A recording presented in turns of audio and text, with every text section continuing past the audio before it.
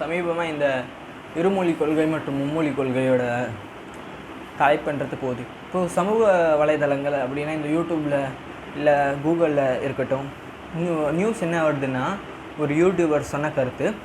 அவங்க இந்த பிரபல ஷோ நீயா நானா என்ற ஷோ இருக்குது இல்லை, உங்களுக்கே தெரியும் நீயா நானா ஷோ. அந்த நிகழ்ச்சியானது பலருடைய கருத்துக்களை எடுத்து வைக்கிற மேடையாக இருந்தது, அவர்களின் கருத்துக்களை சொல்லக்கூடிய மேடையாக இருந்தது இந்த சமுதாயத்துக்கு. இப்பொழுது அந்த நீயா நானா ஷோவில் அந்த யூடியூபர் சொன்ன மாதிரி அந்த நீயா நானா ஷோவில் அவங்க அந்த இருமொழி கொள்கை மற்றும் மும்மொழி கொள்கை பற்றி தலைப்பில் வச்சுருக்காங்க. அந்த ஷோவும் எடுத்திருக்காங்க. ஆனால் அது ப்ராட்காஸ்ட் பண்ண விடலை அந்த எபிசோடு மட்டும். அதுக்கு பதிலாக தான் ஒரு சமையல் வீடியோன்றது ப்ராட்காஸ்ட் ஆகிருக்குன்னு சொல்கிறாங்க. சரிங்களா? இப்போ இந்த இருமொழி கொள்கை மற்றும் மும்மொழி கொள்கை சொல்கிறாங்கல்ல, இத்தனை வருடமாக தமிழகம் கடைப்பிடிக்கிற இருமொழி கொள்கை மற்றும் இந்த மும்மொழி கொள்கை இப்போது என்னென்னா, இப்போது இந்த ஒரு மேடை, அந்த மேடையில் இந்த மக்கள் ஒரு சாமானிய மக்கள் தன்னோட குரலை எழுப்புற மேடையாக இருந்தால் அந்த நீயா நானால அவங்களுக்கு இந்த கருத்துக்கள் மக்களுக்கு போய் சேரணும். இப்போன்னா ரெண்டு இப்போ ஒரு வாதி பிரதிவாதி, இந்த ரெண்டு பக்கத்துலேயும் விசாரிக்கும்போது ஒரு தெளிவான அர்த்தம் கிடைக்கும் மக்களுக்கு. இது சரியாக அந்த வாதி பிரதிவாதி தன் வாதத்தை எடுத்து வைக்க அவகாசம் தரலைன்னா, இப்போது அந்த நியாயம் சொல்கிற அந்த நீதிபதிக்கும் தெரியாது, வாதியும் பிரதிவாதியும் ரெண்டு பேரும் சண்டை போட்டுக்கிறது தான் இது மிச்சம். இது மக்களுக்கு புரியணும். இப்போது அந்த மக்கள் ரெண்டு பேரோட கருத்து எடுத்து வைக்கும்போது மக்களுக்கு புரியணும் எது அவங்களுக்கு தேவைன்னு மக்களோட முடிவு எடுக்கட்டும். அதுதான் ஒரு நிகழ்ச்சி மேடை. அதுக்கு தான் இது. இப்போது பல விஷயம் நடந்துகிட்டு இருக்குது தான். எப்படின்னா, இப்போது நம்மளோட நாட்டோட பொருளாதாரம் எங்கே இருக்குதுன்னு தெரியல. 9 lakh crores நெஃப்டி அது லாஸ் ட்ராப் ஆனதும் எந்த வித இதுவும் இல்லை. ஸ்டாக் மார்க்கெட்டில் ஷேர் மார்க்கெட்டில் இது 30 வருஷமோ 40 வருஷத்தில் இருந்த மிக பெரிய லாஸ்ன்னு சொல்கிறாங்க நிபுணர்கள். இதை நீங்கள் செய்தியிலையும் நீங்கள் படிச்சிருப்பீங்க.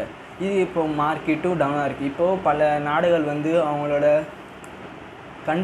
கண்டுபிடிக்கலை எடுத்து வைக்கிற நேரத்தில் நம்ம நாடு நல்ல ஒரு திறமையான ஆட்களை படைக்குது. ஆனால் நம்ம நாடும் கொஞ்சம் விஞ்ஞானத்தில் அது எடுத்து வைக்கணும். அதை விஞ்ஞானத்தை நோக்கி எடுத்து வைக்கணும். விஞ்ஞானம் இது ரெண்டுத்துலேயும் நம்ம பயணிக்கிறோம். இதில் என்னென்னா, இப்போ விஞ்ஞானத்தில் நம்ம ஏன் இதை இருக்குன்னா, இப்போது சைனா ட்ரம்ப்பு ஆட்சிக்கு வந்தவொடனே கூட சைனா நிறைய லான்ச் பண்ணியிருக்குது. ஆனால் இன்னும் நம்ம இன்னும் அந்த பழைய நிகழ்வுகளை பிடிச்சிக்கிட்டே இருக்கிறோம். அது மக்களோட உரிமை மக்கள் கேட்குது. ஆனால் நம்மளும் நம்ம நாட்டோட வளர்ச்சிக்கு, நம்ம பரிணாம வளர்ச்சிக்கு, நம்ம நாட்டோட பொருளாதார வளர்ச்சிக்கு நம்மளும் பார்க்கணும். இப்போ இது என்ன இப்போது போயிட்டுருக்குதுன்னா, இப்போது நீங்களா நாங்களா, இது தென் மாநிலமா வட மாநிலமா அப்படின்னு சில பேர் பண்ணிகிட்ருக்காங்க. ஆனால் இது அவங்கவுங்க உரிமை. இந்த டீலிமிட்டேஷனாக இருக்கட்டும், இது இல்லைன்னா இந்த மும்மொழி கொள்கையாக இருக்கட்டும், இல்லை இருமொழி கொள்கையாக இருக்கட்டும், இது அந்தந்த மாநிலம் அந்தந்த மக்களோட உரிமை அவங்களுக்கு வழங்கப்படணும். இது ஏன்னா, இப்போ ஒருத்தரோட உனக்கு ஒரு மொழி கற்றுக்கணுன்னா அந்த மொழிக்கு உனக்கு விருப்பம் இருந்தால் தான் நீ அந்த மொழியை கற்றுப்ப. இல்லை நானே இருக்கட்டும், எனக்கு அந்த விருப்பம் இருந்தால் தான் அந்த மொழி கற்றுக்கிறதா இருக்கும். அதுதான் இப்போது அந்த நிகழ்ச்சி மேடையில் ஒரு ரீல் மாரி வந்துருக்குது. நீயா நானா ஷோவில் எடுத்த ரீல் மாரி. அப்படின்னா ஒரு பக்கம் சொல்கிறாங்க, நீங்கள் தமிழ் படிக்க வைக்காமல் மற்ற மொழிகளெல்லாம் படிக்க வைக்கிறீங்க அப்படின்னு சொல்லி ஒரு இது வந்தது. இன்னொரு அந்த ஆப்போசிட்டில் பேசுகிறவங்க என்ன சொல்கிறாங்க, தமிழ் படித்தால் தான் முன்னேற வேணுமான்னு அவங்க கேட்குறாங்க. இதில் என்னென்னா, இப்போது ஒரு தாய்மொழி அனைவருக்குமே கட்டாயமானது தாய்மொழியாக இருக்கிறது. நம்ம தாய்மொழி நம்மளோட கண்கள் மாரி தான். நம்ம உங்களுக்கு விருப்பம் இருந்தால் அந்த உங்களுக்கு பயனுள்ளதாக இருந்தால் அடுத்த மொழி நீங்கள் கற்றுக்கலாம். அதோடு தான் இது நம்ம ஒருத்தவங்கள திணிக்கிறது தப்பு தான். ஆனால் திணிக்காமல் இப்போ அந்த மக்களுக்கு தேவையானது, அந்த மாணவர்களுக்கு தேவையானது தான் அவங்க எடுத்துக்கணும். சரிங்களா? இப்போ இந்த டீலிமிட்டேஷனாக இருக்கட்டும், இல்லை இதாக இருக்கட்டும், இப்போ ஒரு விவாத மேடையில் அது ஒரு மக்கள் எடுத்து வைக்கிற கருத்தை சொல்கிற மேடையாக இருந்தது இது வரைக்கும்.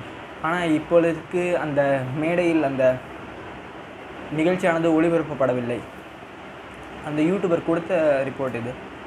இதனால் நான் சொல்ல வரது என்னென்னா, இப்போது நான் இந்த கருத்துக்கள், இப்போது நம்ம எல்லா மக்களுக்கும் ஒரு கருத்து இருக்குன்னா, தாய்மொழி கற்போம் வந்து தாய்மொழியை வந்து நம்ம கற்றுக்கணுன்னா உங்களுக்கு விருப்பப்பட்டாத நீங்கள் பிற மொழி நீங்கள் கற்றுக்க போகிறீங்க. சரிங்களா?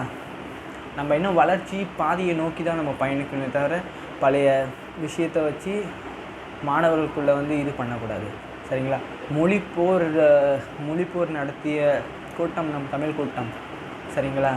உயிரை மாய்த்து கொண்டார்கள். நூற்றுக்கணக்கான பேர்கள் தங்களை தியாகம் செய்தார்கள் இந்த மொழிக்காக. உங்கள் மொழியை நீங்கள் காக்க வேண்டியது உங்கள் கடமை.